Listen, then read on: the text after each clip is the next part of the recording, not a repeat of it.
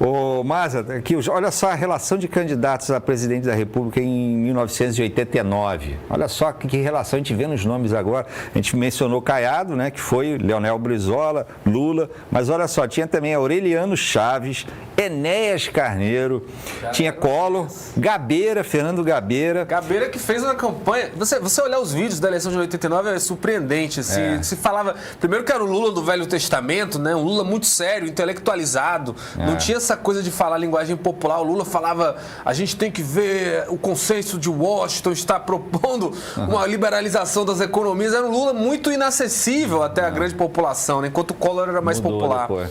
E aí o Gabeira defendia a legalização da maconha. Imagine, 1989, agora, né? Mas olha só a relação, ainda tinha Guilherme Afife Domingos, Mário Covas, que eu acho que você queria lembrar. Isso, Mário Covas. Tinha ainda Maluf, Roberto Freire, Ulisses Guimarães, enfim, olhando para trás aí. Os debates eram interessantíssimos, era uma confusão, o pessoal não sabia muito bem como coordenar. Marília Gabriela tentando, né, coordenar, acabava em gritaria. Tem um clássico momento, embate, né, que o Maluf e o Caiado estão fazendo perguntas pro Brizola e ele começa lá, não era nem o momento dele falar, ele vira para eles e fala, filhotes da ditadura, né, vocês todos engordaram na ditadura, enfim. E o Brizola, acho que foi nessas eleições que ele ensinou o Brasil a todos os demais políticos. Quando você pergunta uma coisa, ele respondia outra completamente diferente, que não tinha nada a ver. Desde então, todo mundo aprendeu com ele. Mas vamos lá, Maza, seguindo aqui, voltando aqui para o presente. Você acha que Bolsonaro retribuiria, Maza, esses elogios ao governador Caiado, os elogios que Caiado fez a ele, né? De jeito nenhum, né? O Bolsonaro, muito pelo contrário, é conhecido por ser um cara muito desconfiado, né?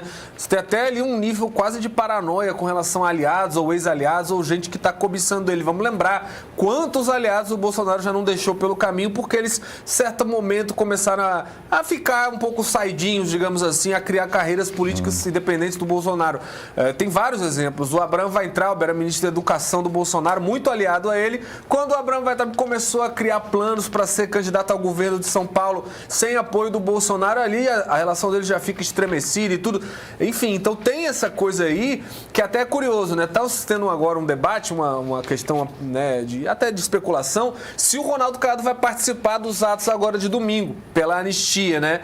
Eu não sei se é uma boa ideia para ele não, porque se ele aparece num palanque ali com o Bolsonaro, é bem capaz do ex-presidente dar umas indiretas, dar uma cortada nele, porque é o que a gente vê o Bolsonaro fazendo. Por exemplo, naquele episódio do Pix no início do ano, o Nicolas Ferreira sai muito forte, né? Viralizou com aquele vídeo e tudo. Sim. Aí o Bolsonaro passa uma semana quase depois daquilo ali, dando as declarações. O Nicolas é muito novo, ele tem que ficar mais calmo, tá muito afobado, viu?